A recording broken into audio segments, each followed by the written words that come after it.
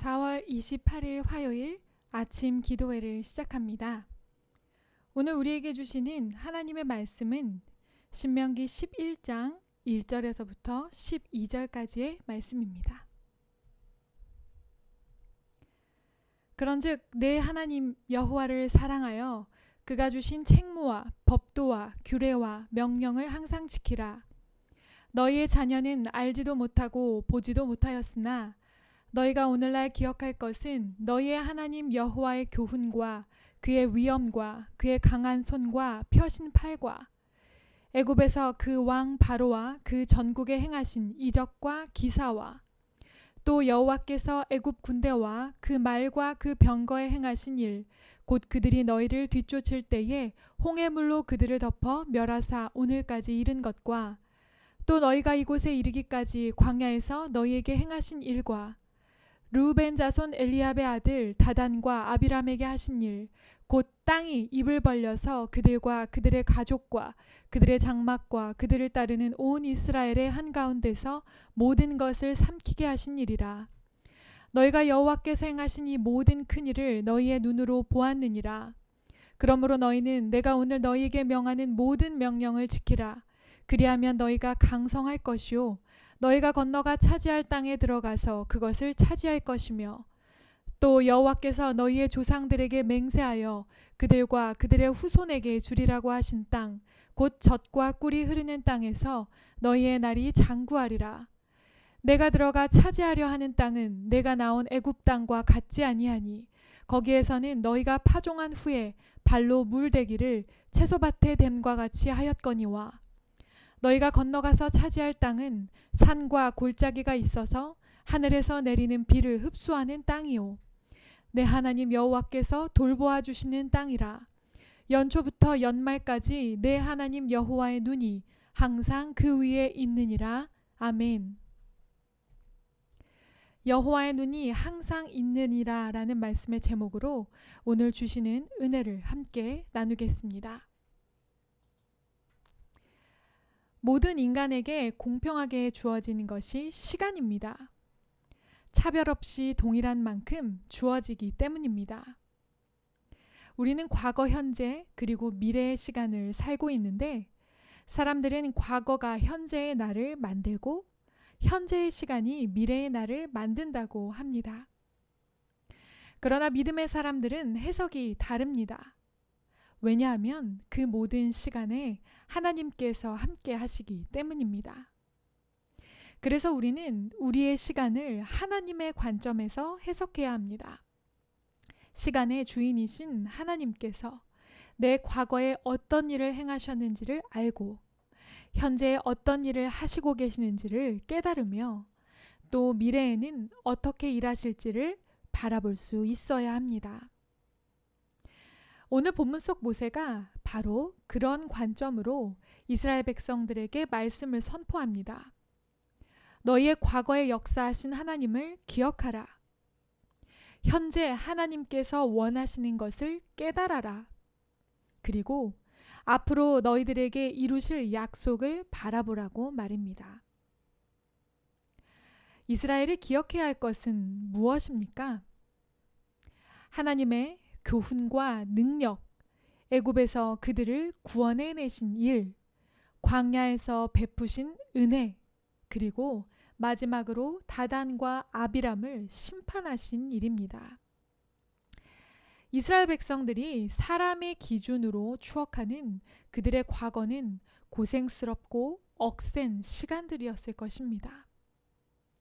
애굽에서 노예로 고된 노동을 감당했으며 아무것도 없는 광야에서 유리하는 메마른 시간들이었습니다.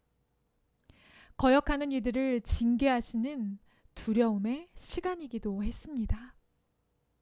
그러나 어려움의 시간에 하나님께서 함께 하셨다는 것을 기억하니 하나님의 강한 손과 펴신 팔 안에 거하였던 은혜의 시간들이었습니다.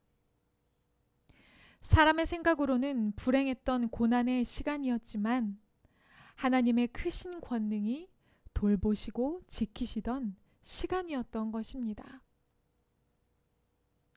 우리의 과거도 마찬가지입니다. 사람의 생각으로는 후회와 고난의 시간이었을지 모르지만 하나님께서 함께 하셨음을 기억하니 그분의 강한 손과 펴신 팔, 그 권능 안에 거하였던 은혜의 시간이었습니다. 한순간도 하나님의 돌보심이 미치지 않은 적이 없었습니다. 그것을 기억하는 것이 바로 오늘의 믿음을 굳게 지키는 첫 걸음인 것입니다. 이제 모세는 현재 이스라엘 백성들이 광야의 여정을 마무리하며 어떤 미래를 맞이하게 될지 선포합니다. 사실 이스라엘 백성들의 미래는 이미 확정되어 있습니다. 하나님의 약속은 반드시 신실하게 이루어지기 때문입니다. 그 약속을 받아 누리느냐, 그렇지 못하느냐는 이스라엘의 선택에 달려 있습니다. 하나님의 약속을 받아 누리기 위해서 이스라엘이 지금 해야 하는 것 한 가지, 그것은 오직 하나님의 명령에 순종하는 것 뿐입니다. 가나안 땅이라는 하나님의 약속을 쟁취하기 위해 광야에서 이스라엘이 할 수 있는 것은 오직 그것뿐입니다. 더 나은 미래를 위해 많은 사람들이 지금의 삶을 바쁘게 채워갑니다. 그러다 보니 현재를 제대로 누리지 못합니다. 지금 이 시간 하나님께서 말씀하시는 것을 듣지 못합니다. 하나님의 음성을 듣지 못하니 하나님의 뜻을 알지 못한 채 그저 세상의 선택을 따릅니다. 혹시 우리의 모습이 그러하지는 않은지요? 현재는 더 나은 미래를 위해 희생시켜야 할 시간도, 세상이 하는 그대로 그저 따라가야 할 시간도 아닙니다. 현재는 지금도 말씀하시고 일하시는 하나님을 만나고 경험해야 하는 시간입니다. 지금 말씀하시는 그분의 음성을 들어야 우리는 더 나은 미래로 가는 옳은 길을 선택할 수 있습니다. 세상의 길이 아닌 하나님께서 예비하신 그 약속의 길로 걸어갈 수 있는 것입니다. 현재 말씀하시는 하나님의 명령에 순종하는 이들에게 이제 약속의 땅을 차지할 자격이 주어집니다. 그런데 그 땅은 오랜 기간 살아왔던 애굽 땅과는 다른 땅입니다. 애굽 땅은 어떤 곳입니까? 애굽은 비가 거의 오지 않는 그런 땅입니다. 따라서 매년 정기적으로 범람하는 나일강의 물에 전적으로 의존해야 하였는데 그를 위해 물을 끌어오는 관계시설을 만들어야 했습니다. 결국 애굽에서 누리는 풍요는 인간의 노동력을 통해 완성된 것입니다. 반면 가나안은 어떻습니까? 가나안은 수많은 산과 골짜기로 이루어져 있는 땅입니다. 따라서 비가 적절하게만 내려준다면 자연적으로 저수지와 수로가 형성되고 이 물들은 땅 곳곳으로 풍성하게 흘러갑니다.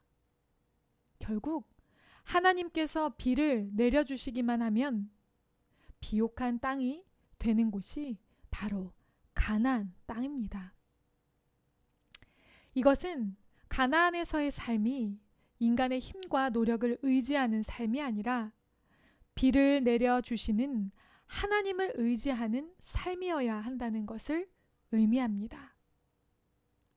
가나안 땅이 젖과 꿀이 흐르는 땅인 것은 하나님께서 돌보아 주시는 땅이며 연초부터 연말까지 모든 시간 동안 하나님의 눈이 항상 그 위에 있는 땅이기 때문입니다.